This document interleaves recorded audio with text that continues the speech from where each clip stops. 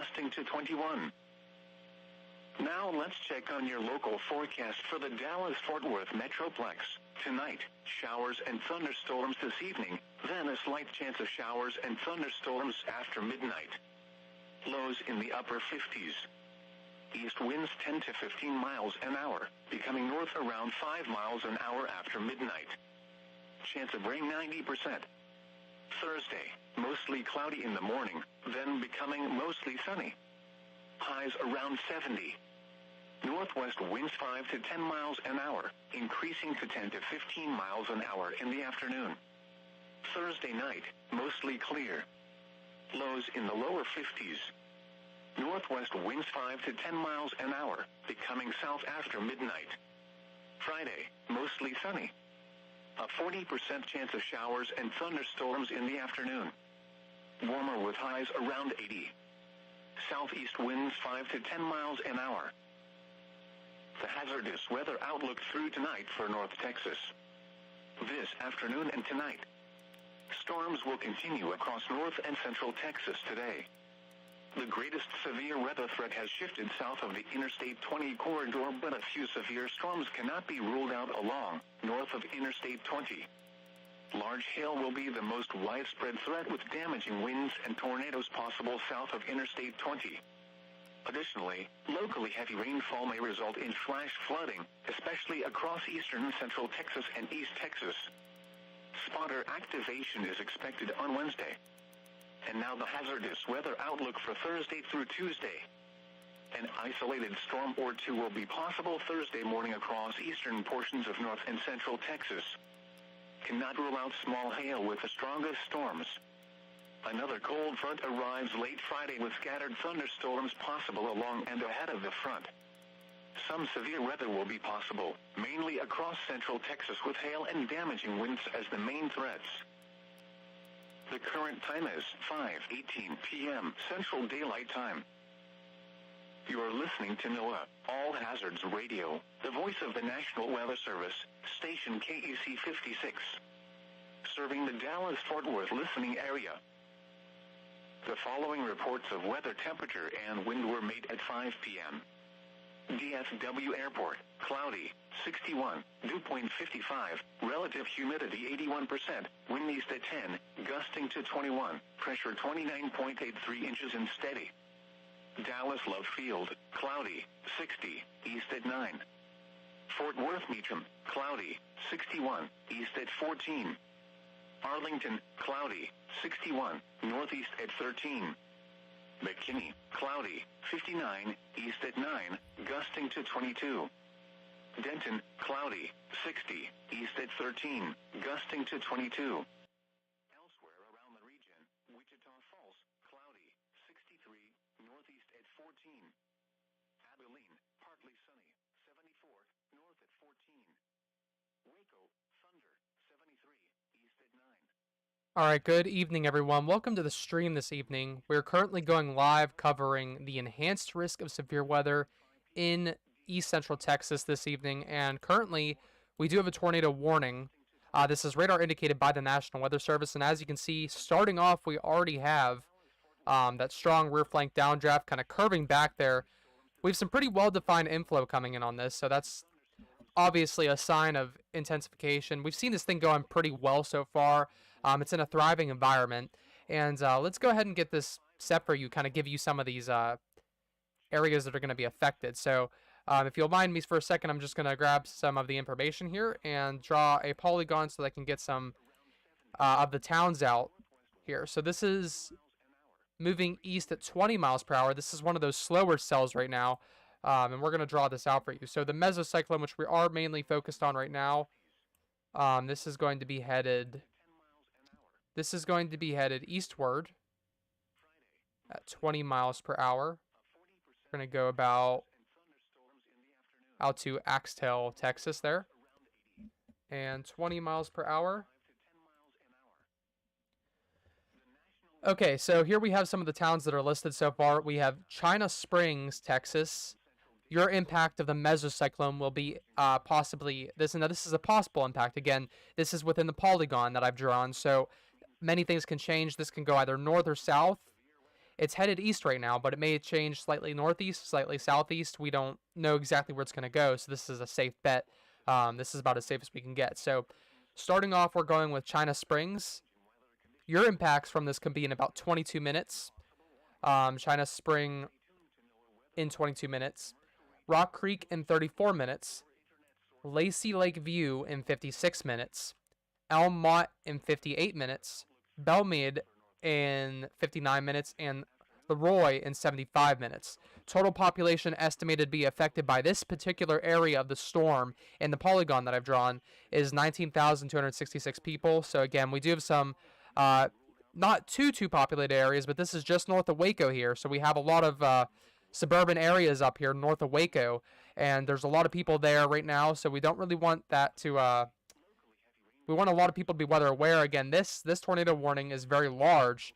I'd estimate probably about 30,000 people or so within this tornado warning so far. So you can tell there's a lot of people in this area. This is a pretty large tornado warning. And as you can see, let's go ahead and get in on our high-res velocity here so we can kind of get an idea of what's going on in the mainstream of the storm here, kind of a skeletal view. So as you can see so far, we're going to actually zoom in here. Let's get out of our polygon. Okay, so far we have estimated wind speeds there within the mesocyclone of about 67 miles per hour. And on the contrary, on the rear flank downdraft side, we have about 6 to 8 miles per hour. Again, velocity does kind of a crappy job whenever we're going out over here on Radar Omega, so it really doesn't do too well. But as you can see here so far, we have a weak mesocyclone. Doesn't really seem to be doing too much. Again, this was kind of well defined and put together earlier, but right now it's not really doing too well of a job at the moment. It's kind of messy, and overall just really not a good looking storm. So that's good for the people who are here looking at it so far, the people who live in this area. But for spotters and people who want to go out and chase, this isn't something that you really want to see. So again, weak rotation. Again, from the ground view, it may look a lot more spectacular than we're looking at here, but it's not. I wouldn't call it too weak, but it's fairly weak there. We don't really see too much going on with that at the moment, though that may change my mind with a couple of radar updates because it does seem to be intensifying slightly. Now, these storms to the north, these are not tornado warned, but as you can see, these have severe thunderstorm warnings. The one up by Stephenville, Texas, and Whitney, Texas, these two have slight rotation on them. Again, this is a sheared environment here, a largely sheared environment, and we have a lot of energy. So, of course, we know that these are going to poke up into that sheared environment. We have a lot of energy to pop these storms up, and that's going to lead to this rotation. So you can see here we have plenty of rotation on these storms. Wouldn't be surprised if some of these go tornado warned to the north here. Now, those are in a tornado watch here. Again, this tornado watch currently, as you can see, stretches just south of Fort Worth and Dallas, all the way down to Austin, Texas. So we have a large area of people in east central Texas here that are going to be affected today and into the evening by severe weather. As you can see so far, the tornado watch expires in 276 minutes. So not too long on this. We do have a couple more hours to go here before this expires, and they might extend it into the evening depending on the conditions that we see throughout the course of this event here. So let's go ahead back to, actually I want to visit correlation coefficient here real quick. And that rotation does seem to be spinning up a little bit. So again, nothing to be concerned about with the rotation so far. Nothing is on the ground that we know of, no spotter reports, and nothing signifies anything is on the ground. We don't see any debris ball information, just a little bit of scattered noise there on the correlation coefficient. But if we look at the high-res velocity there, we do see that cranking up a little bit. We see that rotation starting to spark back up a little bit. We saw the tightening of that rear flank downdraft kind of wrapping around, and that acceleration of the inflow notch there. So we see a good bit of rotation on this so far. It was weak a little bit earlier, as you can see a couple radar frames back. We're not going to go 30 back, but we probably will look back at around, if I can get this to load here, we're going to go back about 7 frames or so. So if we go back about 7 frames on the velocity there, you can see how it's kind of picked itself back up again. Back when it was by Mosheim, Texas, and southwest of Valley Mills, you can see it was a lot weaker over there than what it is now. So again, you can see in the previous part there, it was a lot weaker than what is increased to now. So we see a lot of potential increase in rotation there. And so far, we're good to go with that. We see an increase in velocity, an increase in that rotation, and velocity radar, or actually the NEXRAD system here that's kind of identifying these cells is kind of goofing up here. We can see it's pointing some of those cells south. That's kind of what gets messy with this again. A lot of this NEXRAD system stuff can get wacky as we get into this rotation. But as you can see right now so far, we have that well-defined hook echo there, and we have that well-defined inflow notch there. So this is definitely a classic textbook supercell. A lot of hail in the northern tier of that rear flank downdraft. Not so much in the forward flank, but we do see a lot wrapping in with that rear flank. There's a lot of hail up there, so definitely something to watch out for if you're in the northern tier of the storm. But if you're down in the south, you can see that we have probably some strong inflow winds going in right now, cranking. And we have that rear flank downdraft coming back behind it, and it's kind of strengthening right now. So definitely something to look out for as we progress with the storm. Now, again, this is going to pass just north of Waco, Texas.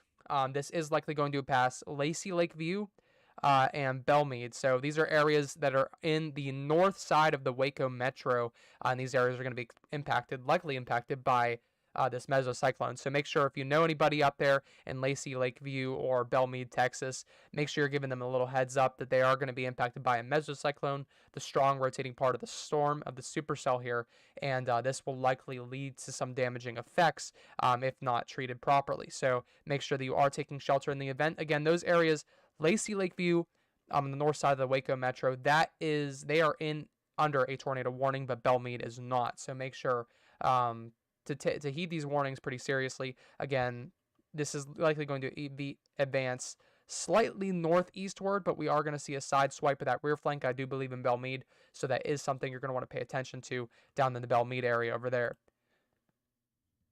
Now, if we take a look at 3D radar, I know that's something that is of interest to a lot of people. We're going to kind of get down here if we can. Sometimes the radar likes to act goofy and does not want to work. There we go.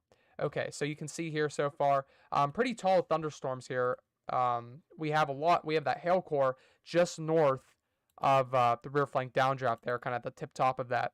If we take a look at let's go ahead to our echo tops here, and we're going to get into that 3D mode here too to check that out.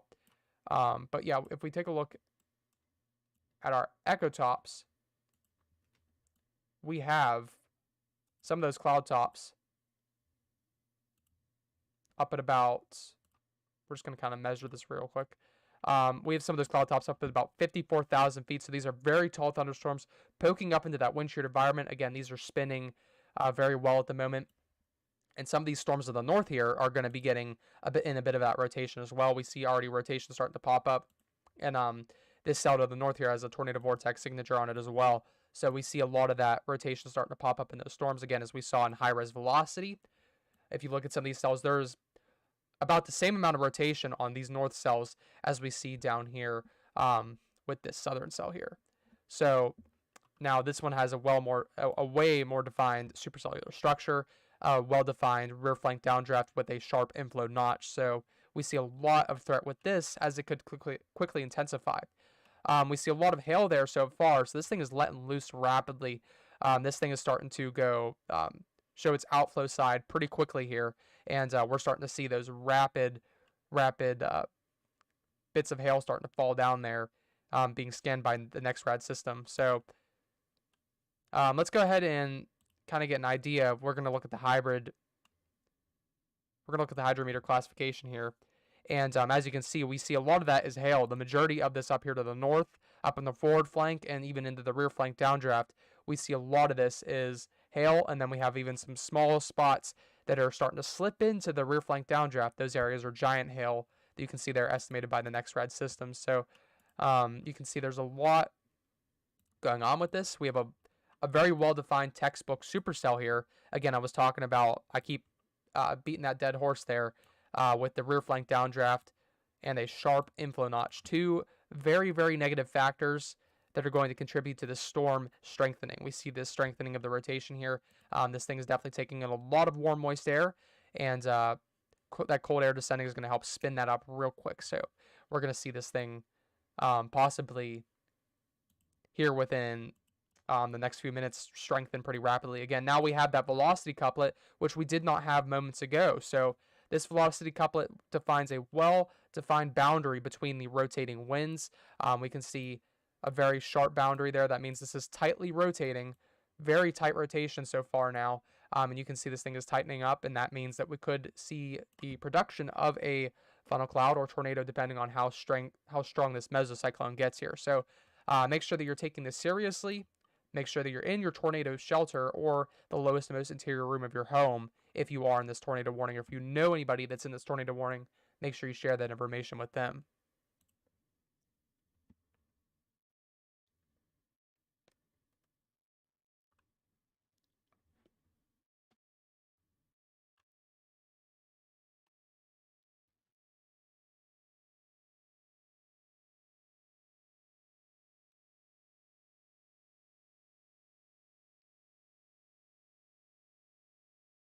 At the moment, we don't really have, we can see that that is really strengthened now.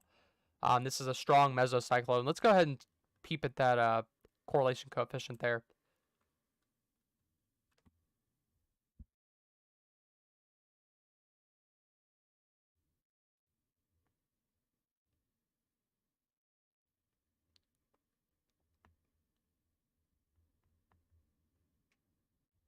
Yeah, so as you can see, there's not really too much going on with that. A lot of that is overtaken by the inflow notch, so nothing to look at there. But if you look at that reflectivity there, this is a monster of a storm.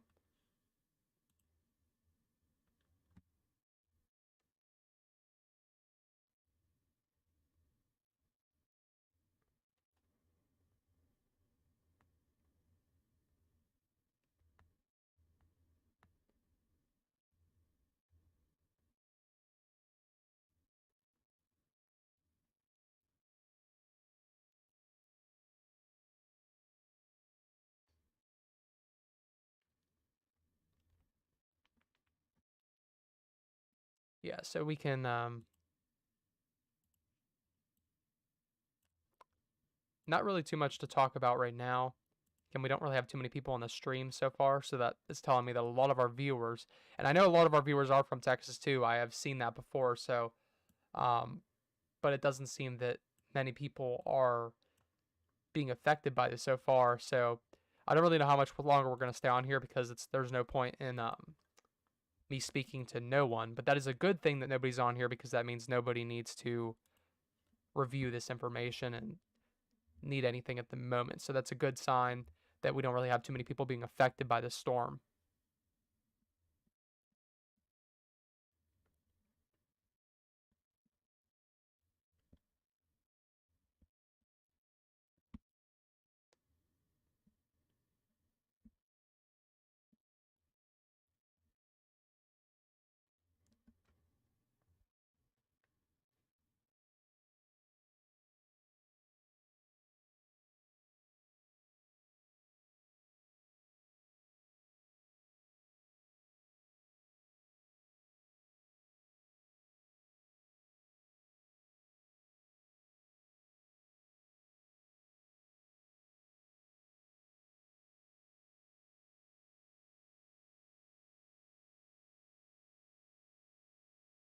Yeah, we still only have one tornado warning so far. Nothing much has changed. The cells of the north do seem to be kind of cranking up their rotation a bit, but nothing really at the moment. So we don't really see too much going on with this. But this cell is definitely, the supercell is definitely strengthening up a bit. You can see within the past few frames, we've seen a significant increase in rotation here. We have that velocity couplet on the high-res velocity radar right here. So you can see it's starting to kind of get messy again, but we can see that before, a couple frames ago, we did have that velocity couplet, and that shows that we have very tight rotation coming into this. So definitely something to watch out for. Definitely something you want to pay attention to. Again, this is right over top of Highway 6 here in Texas. So this is right over Highway 6 in Texas. This is moving east, and this is going to be right over Belmad. Just between Belmad and Waco, Texas, this mesocyclone is going to be directly between those areas. Anywhere between Lacey Lakeview, and Waco, Texas, that's where you're going to be seeing the impacts from this mesocyclone. So you can see we have a strengthening of the mesocyclone here. And if we go to the correlation coefficient, we don't really see too much going on with the correlation coefficient. So that's good news, because that shows that there's nothing really happening on the ground. Again, if there was a tornado on the ground, we would see that popping up, because there's a lot of people in here. This is just north of the Waco Metro here. So there's a lot of people living in this area. We can get kind of an estimate by drawing our little polygon here. We can kind of get an idea of how many people live in this little area here. There's a lot of people in this metro. So the point that I'm trying to get at is we have a lot of people that are going to be affected by this. A total of about 6,700 people. That's just an estimate from the polygon that I drew. And you can see that that's a lot of people. And that's not including the people that are north here up in Lakeview. So a lot of people within this area that are looking to be impacted by this.